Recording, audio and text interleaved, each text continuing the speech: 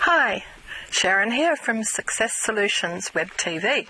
We're doing episode 5 today, and it's episode 5 from chapter 5 of The Science of Getting Rich. I decided to come outdoors. We're probably about 20 minutes away from where I live, and we're out in the Australian bush. It wouldn't be surprising if you see a kangaroo go hopping past behind me. So if you do, that'll be great, won't it?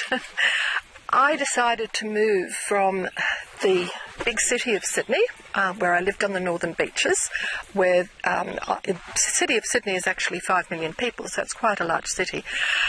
I decided I wanted a richer life. I felt that I had achieved everything I wanted to achieve living in a big city, and I accidentally came across a little tiny city, about 4 hours drive inland from Sydney out towards the Australian outback, and as I say, I'm just a little bit away from where I live at the moment. I love it out here. So it's the Sunday before Christmas, and it's a lovely time of the year, isn't it? And not only is it that we have some holidays, but it's a very special time of the year. And something that I think everyone likes to do at Christmas time, they like to give presents, and they love to go out there and help other people. And one of the tremendous advantages about being rich is that it gives you the more opportunities to help people, really. I'm surprised that so many people think it's almost embarrassing to be rich or to try to be rich. They think there's something wrong with that. There's some evil thing that if you're asking to be rich, that's a really bad thing. Well, I can tell you now it's not. It's actually a very, very good thing. Not only can you give money to charities, can you do those things, obviously, that money can do, but it's not only that. It's also sponsorships for kids. Sponsorships. If you have a successful business, you can take on trainees, you can help young people, you can give scholarships for education. There are so many things that you can do if you have these riches. Now, we all know that if you put a seed in the ground and you nurture it, it will grow. It will grow a beautiful plant, it will grow a tree, it will grow. However, if that seed is not nurtured, it won't. It will wither, it will die. It might sprout, but it will wither and it will die. The same thing applies to us. When we do grow, it is a way of us fulfilling ourselves, fulfilling the life that we are supposed to live.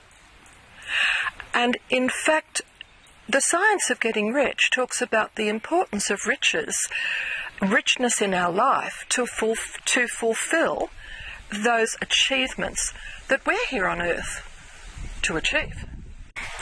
The Science of Getting Rich also tells us that we must be careful. We must be careful that we are fulfilling the right things in our life.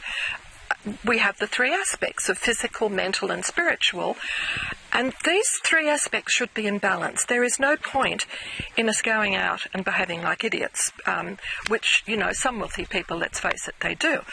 But we're not looking at that. We're looking at riches in the terms of financial riches, but we're also looking at a rich life along with it. Another aspect to consider here is that for everything you do in life, for everything you do, for everything you achieve, something else will come up. I know I'm very strict on my diary, and I'm very strict on having a to-do list, and I follow it absolutely every day. And it's just amazing, when I mark one thing off, I then realise, but there's 2 more things that come up that I need to address now that I've finished that thing. Now, that's a very exciting aspect of life, because that means we are growing. We almost grow exponentially. So you might have one small achievement that you think, well, that achievement can't possibly lead me to a life of riches. But it really is quite surprising that one achievement might just lead to two other things that you can now address. And those two things might then lead to another four things. So do you see what I mean? This means that you might think, oh, well, that one thing, it's not going to make me rich. But, you know, it just might, because what happens, you do that thing, and then there are further things that come before you, further opportunities that come before you that you can then grab one of them and off you go. There's always enough to go around. Well, the book actually refers to that as well. The book actually tells us that we should be careful about competing. There is no point in competing. We don't have to compete. We should not compete with other people. That what we should do, we should consider ourselves a creator. So we create our own opportunities. We don't have to go and look at what someone else is doing and dive in on that. Mind you, there's always an advantage in seeing what other people are doing and going and even talking to them about it and saying, well, look, you're doing so well at that. I'd like to know how you do it, or what other ideas. And it's quite amazing. Sometimes they will give you some ideas that they don't want to use themselves, some opportunities that are there that they don't need, and they'll give them to you, and then you can march on with that. But it's not a matter of competing. It's a matter of creating. So what do we have to do with this creation? We have to make the best of ourselves. We have to do whatever is possible to take our opportunities and just generally the skills we have, the ideas we get, the thoughts, and that's a diabolically important area, the thoughts that come into our mind, that we utilise those thoughts to make the best of ourselves and make the best of our lives. Now, how do we go about doing that? Well, what I'd like you to do this week, sit down with a blank piece of paper and write, it's going to sound terrible, but write what you knew from school was an essay on a piece of paper. An essay that talks about, how do I make the best of myself?